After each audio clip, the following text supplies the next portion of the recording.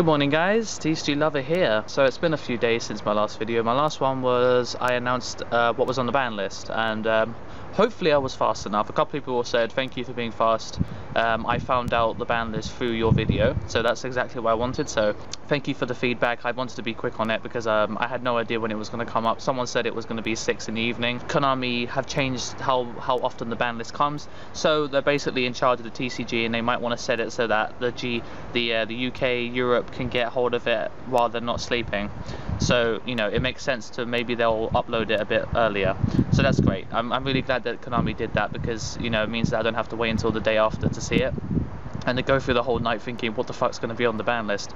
So yeah, the ban list overall was pretty okay. I thought in general it was good, you know, considering that it's now a 4-month ban list. They don't need to do as much crazy hits. Obviously people say Magician of Faith to 1 was the biggest hit, because, well, the biggest touch to the ban list, because it's come off the list and it used to be very powerful. But obviously Dark Hole was, even at this point, is becoming like, what's the point, because everything doesn't die anymore. Dark Hole is becoming a little bit irrelevant, and that's the only thing worth getting back with Magician of Faith. Anyway, this video is going to be talking about what is going to be the next decks for this format. This format, the way that it is now, with 4 months per ban list, it basically means that I think one format will have 2 sets in it, but the rest of them will have 1.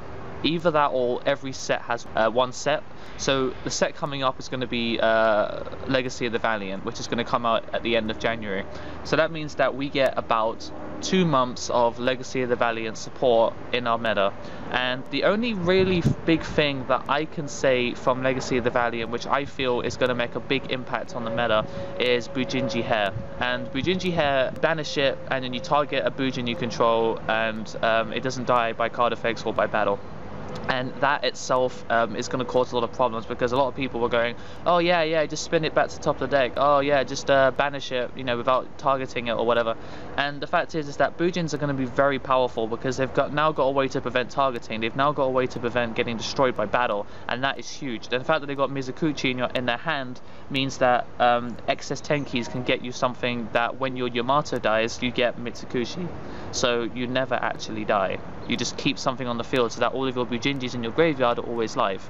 So with that, Bujins are going to be a massive deck, and it isn't going to stop there. I mean, if they don't get touched in the next ban list, Primal Origins is going to give them even more support, and that's just going to be like, you know, I can't, you know, this is too much. So I'm finding out ways to try and beat Bujins. Fortunately, Noble Knights, which are also going to be a very big deck this format, not as big as Bujins, I don't think, because I think they still suffer from, like, if you don't open up mid-draw, you lose. It's kind of annoying. Or you open up 5 spells and you're like, oh, I can't do anything, because boars, you know, you summon boars, so it's like you can't do anything. So you draw multiples, you can get really terrible hands. You can treat Noble Knights and Bujins in a very similar way. They both rely on basically summoning 1 monster. Obviously Noble Knights summon Major, set up, they put loads of spell cards up, or they summon Autorigus, King of Knights, so then they just put loads of cards on it, so that it's really big and you can't get over it, because you can't target it, you can't destroy it because of Noble Arms of Destiny. So it just sits there and it can just keep attacking through mirror forces and shit like that.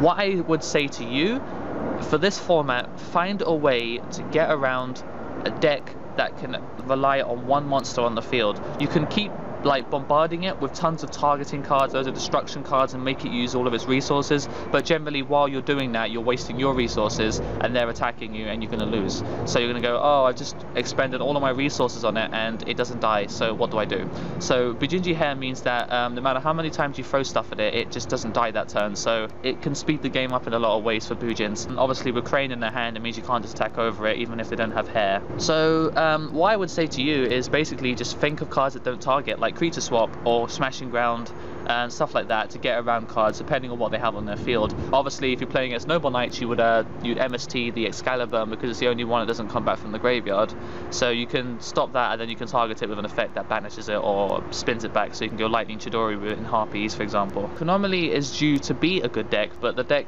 hasn't come out into its own yet because Nebra Disc isn't out. And if you go on Dueling Network, you'll see a lot of Bujins versus Chronomalies or Chronomaly mirrors, because a lot of people are really getting into Nebra Disc. in Chronomalies, which lets you add a Chronomaly card from your deck to your hand, and if it's in the graveyard and you control a Chronomaly monster or more, one or more of them, then you can special summon it from your graveyard, so you can go into quick rank 4s, and that makes a lot of cool plays. Very, very consistent deck. Fortunately, we won't get Nebrodisc until probably Primal Origins as an OCG import, so you won't need to worry about it until the next format. So overall, people are going, oh wow, you know, it's great the new ban list is out, dragons have been killed, you know, it means it's more fun to do. But realistically, this is, even though it's only been a few days, take a realistic look at what's going to be good this format and side and main accordingly, because there's still going to be a couple of decks which are going to be very, very powerful. Just be critical and think about it, that's all I can say.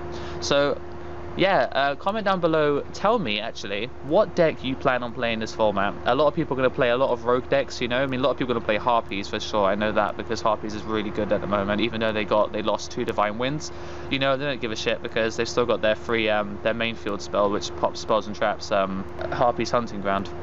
So the deck, you know, lots and lots of rank 4 decks, and I actually did predict in the last format that rank 4 decks would take over this meta, and they did. So Legacy of Valiant's going to have Shark Honest Knight and Exciton Knight, which are going to be very, very powerful cards, since they don't, you know, since Exciton Knight doesn't target, so Boudin's are going to have a bit of a problem with that one. Comment down below what deck you're going to play in this format. I would love to hear your thoughts, and I'd like to hear a little bit of an explanation as to why you want to play that deck, because, you know, I just like to know your thoughts about that sort of stuff, you know, so I know how to beat you. Okay, and, I hope to catch you guys in a few days. I'm going to go back home in a few days, so you'll probably see a different background, different one that you've probably been used to, been subscribed to me for a while. Hope to see you guys then. Hopefully everything plays out great with my studies and all that. So until next time, the Thetcglover is out.